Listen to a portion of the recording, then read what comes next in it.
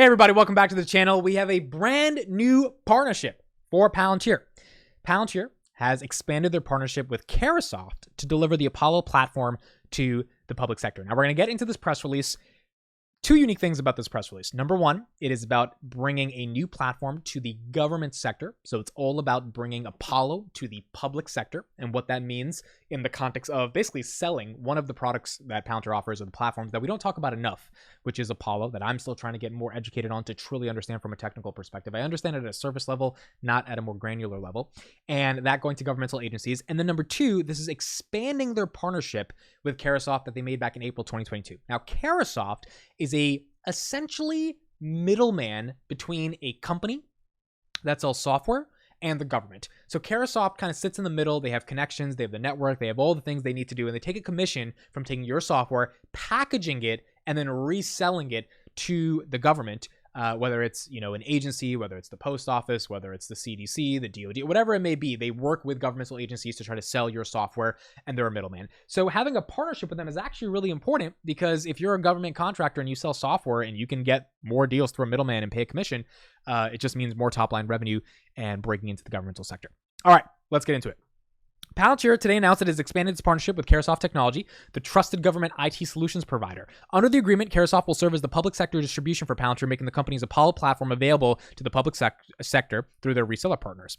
Building on the partnership's success, which was initially announced in April 2022, as well as Apollo's early market traction with clients such as Cisco, Palantir and Carahsoft have decided to expand their work together to include this new technology. As a result, the public sector will further simplify its ability to solve critical mission challenges by leveraging the Carahsoft portfolio of contract vehicles and partnered resellers to Palantir's Apollo platform. Now remember, Apollo is essentially back-end simultaneously deployment of software for an organization. So if you want to deploy a new update to a piece of software in your organization, in order to do the testing of that deployment, that's where Apollo comes in. That is understanding it at a surface level. Cisco at AIP conference was talking about how they have a lot of different regulatory frameworks they have to exist within Latin America, Asia, the United States to deploy their WebEx product, which is essentially their video conferencing tool. And there's a lot of different things they need to be able to do to make sure that WebEx platform is deployed correctly, and they are leveraging Palantir's Apollo and their backend as a tech company to be able to do it successfully. So it is one of those things that's not really a front-end data-driven kind of, you're seeing the visualization of a product. It's not AIP. It's more in the back end, but it helps it's like a critical success. It's a critical backbone to the success of software actually being deployed effectively in an organization. Julie Bush, the Senior Vice President of Federal Strategic Initiatives at Palantir, says, "We're thrilled to deepen our partnership with Carahsoft to include Apollo. As a part of our DNA, Palantir is committed to supporting our government agency and industry partners with solutions that rapidly deploy the latest, most reliable capabilities to that mission. Carahsoft will continue to provide the government with flexible choices on how they procure our solutions. With Carahsoft's sales, marketing, and contract support, customers across the public sector, including all U.S. governmental agencies, state and local governments, education entities, as well as Canadian government and defense industrial base organizations, can easily access the benefits of Apollo." That's a big deal. You've got municipalities, you've got town, you've got local cities, you've got local education systems, you've got all of these different organizations that are federally funded, which means they are part of the government, whether it's a public school or whether it's an agency that's helping municipalities deal with their energy issues. All of those organizations, if they have some level of a tech stack associated with them, which, I mean, my school organization back when I was in high school, they use AWS. Why? Because you have tons of information on the school website. It needs to be stored somewhere. AWS was kind of the go-to cloud computing software. So if all of them are now seeing data as a more operational way for them to be able to make decisions and then deploy that software in order for those decisions to be effective, that's where Apollo has a massive market opportunity to be able to attack. For example, earlier this year, Palantir and Lockheed Martin announced their collaboration leveraging the Apollo platform, I actually forgot about this one, to focus on modernizing the U.S. Navy's combat systems for the surface fleet. By pairing Lockheed Martin's deep technical experience with Palantir Apollo, the organizations are poised to solve some of the most complex challenges and allow users to operate software access on-prem in data centers, active combat zones, and classified networks. I forgot that Lockheed Martin is leveraging Apollo's platform for the U.S. government. So obviously there is a case study and a use case for how Apollo will be effective for the government. Palantir deploys its software to some of the most complex environments in the world, multi-cloud, across classification networks, and across and to edge devices or assets. Through the use of Apollo, Apollo can now be used by clients to deploy third-party software in the same manner, providing them the capabilities to scale and deliver innovation at speed while still upholding the stringent security and regulatory requirements of these environments.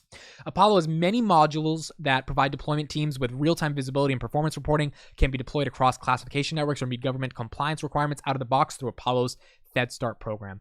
And this is really important as well. It seems like the deployment of software to be able to be paired with security, compliance, data privacy, all the stuff that really matters, classification of data in a public sector context, which means governmental context, means that in order to meet those regulatory requirements and still be able to do the performance testing and real-time visibility to make sure the software is being deployed correctly, that's where Apollo kind of melds both worlds into one thing and is able to get the job done. Now, they mentioned that this can happen out of the box through Apollo's fedstart program.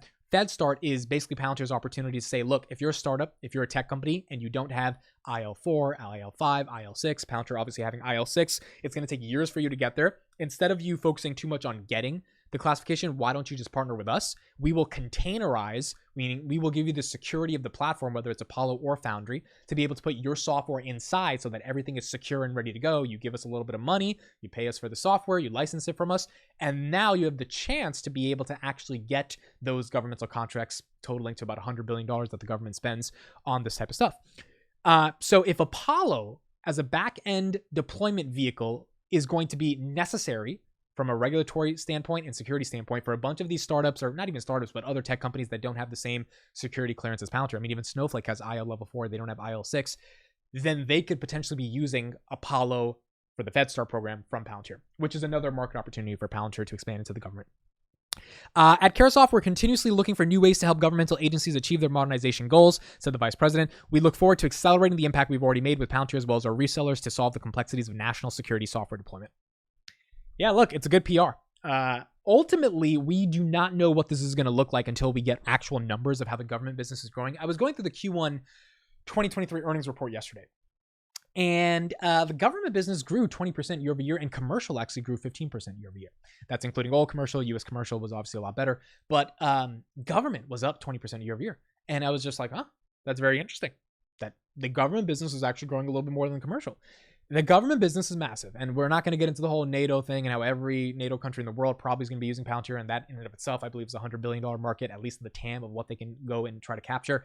But basic governmental agencies across the world have a tech stack, and they need the ability to not only understand their data, but to deploy software that they can use Palantir's Foundry or Apollo. It makes sense.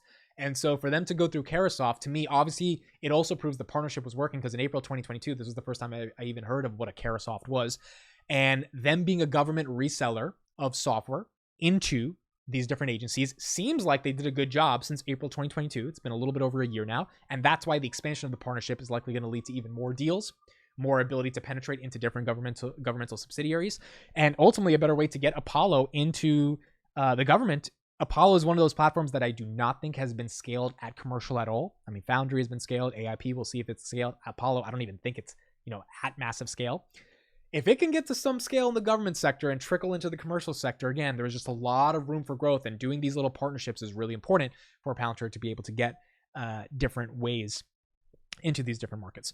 So really important PR. Palantir came out with another PR today as well. They're partnering with a Foundry for Builders company, which is a autonomous drone company. I'll have another video on that a little bit later, but that was an interesting PR. So 2 PRs in one day. Earnings are likely going to happen on August 4th, 8th, 12th. That's likely the time frame they do Q2 earnings. So we'll be getting those updates soon. So reading some PRs right before. Quick look at the stock price. Obviously, CPI data came in really good. Core CPI decreased 0.2% month over month, and headline CPI came from 4% to 3%. So Palantir stock was at $16.94 in the pre-markets. Now it's at around $16.79. So hovering at that $16.70 range, pretty good from the beginning of the week when it was down at around $15.40. And we'll see if the momentum can sustain itself and keep going. All right, that's it for me. Thank you so much for listening and watching. Please subscribe to dailypalantir.com/subscribe, my free Palantir newsletter every single day. Twitter's in the description.